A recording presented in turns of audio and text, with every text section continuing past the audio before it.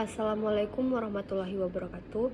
Perkenalkan, nama saya Risma Dinda dengan NIM 20230013. Di sini saya akan mempresentasikan tugas 1 saya tentang Financial Accounting yang berjudul dengan Comparative Analysis of Environmental Performance Measures and their impact on firms' financing choice. Tujuan dari penelitian ini adalah untuk menyelidiki hubungan kinerja lingkungan dengan pembiayaan perusahaan dengan menggunakan data tingkat perusahaan Eropa Timur dan Asia Tengah dari survei perusahaan Bank Dunia yang dilakukan pada 2019 atau 2020, sehingga diperlukan untuk mempromosikan program dukungan pemerintah dan program peminjaman pinjam untuk memulai praktik lingkungan tingkat perusahaan. Yang kedua ada teori. Tanggung jawab lingkungan perusahaan merupakan elemen integral dari tanggung jawab sosial perusahaan dan lingkungan, sosial, dan tata kelola perusahaan. Oleh karena itu, pertimbangan lingkungan lembaga keuangan seringkali merupakan bagian dari keuangan berkelanjutan atau berdiri sendiri sebagai pembiayaan karbon atau keuangan hijau. Ukuran kinerja lingkungan menghasilkan asimetri informasi antara manajer perusahaan dan investor. Selanjutnya ada studi kasus. Menganalisis dan membandingkan dampak pengukuran kinerja lingkungan terhadap pembiayaan dari perspektif berbasis input atau investasi efisiensi energi, berbasis output atau intensitas energi, dan pengungkapan atau audit konsumsi energi. Indikator yang relevan dengan energi ini saling bergantung namun mengungkapkan kinerja lingkungan perusahaan dari berbagai perspektif sejalan dengan tipologi konseptual ukuran kinerja lingkungan di Buntain.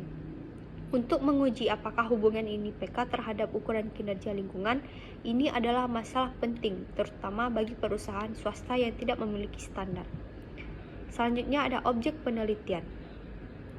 Dengan menggunakan data tingkat perusahaan yang mencakup 42 negara dari gelombang terbaru 2019-2020, survei perusahaan Bank Dunia atau WBAS, kami menemukan bahwa ukuran berbasis input merupakan indikator positif dari pembiayaan utang dan ekuitas.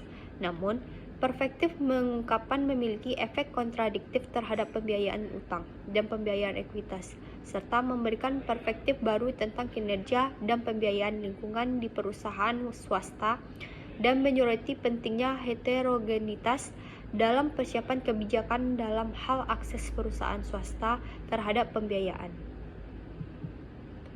Selanjutnya, ada teknik analisis data. Terbagi atas 2. Yang pertama ada konteks penelitian, yang kedua ada metode penelitian.